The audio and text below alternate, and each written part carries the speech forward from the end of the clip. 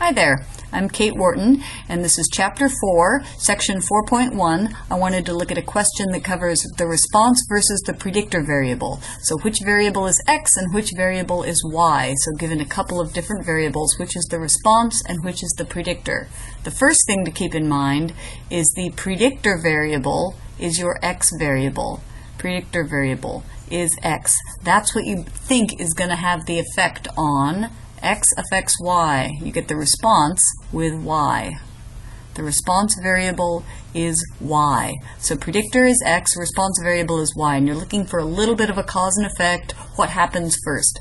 So here's a news article was studying the effects of caffeine intake on hydration levels. So scientists were measuring how much caffeine people were taking in and then measuring their hydration levels.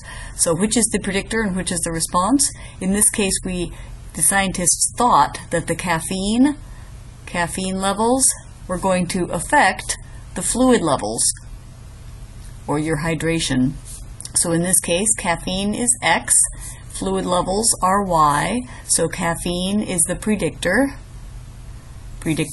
and the fluid levels are the response variable. Okay.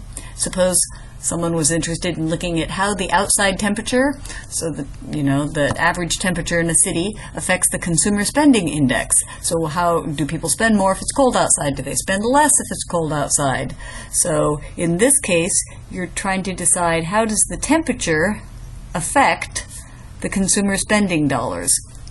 So you don't expect the consumer spending dollars to affect the temperature. So if people spend more, it's not going to make the outside temperature hotter or colder. So the response and predictor has to go this way. So in this case, the temperature is the predictor variable x, and the consumer spending index is the response variable y. Response variable y, that's y. Income and political party affiliation.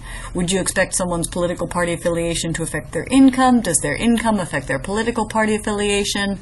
In some ways, this one, you could see it going either way, but it's also a trick question as far as this regression for Chapter 4, because political party affiliation, this is a qualitative variable. So if you're answering, I am a Republican, I am a Green Party, I am a Libertarian, I am a Democrat, etc. That's political party affiliation. That is a qualitative variable, so it's not a number. So in this case, we are not going to do a regression analysis. You could do a chi-squared analysis, so that's Chapter 11. Sorry, my regression is spelled weird. So there's no regression analysis. So this is not something we can do a regression analysis on. So suppose you were measuring the happiness index, measured by a number, versus the rainfall. You wanted to see, does the rainfall affect your happiness? So in this case, we would expect, you might look to see if the rainfall affects happiness. This is another one of those situations where it does not make sense to say, if everyone is really happy, is that going to affect the rainfall? Can you make it rain by being really happy? And the answer is no. I don't think that works. You're welcome to study that, but I would be surprised if you got money for that. So in this case, the rainfall is your x variable, which is your predictor variable. And the happiness is the y value, which is your response variable. So hopefully these examples helped you try to decide which is the response variable, which is the predictor variable, which is x, and which is y, which is something you need to do in Chapter 4.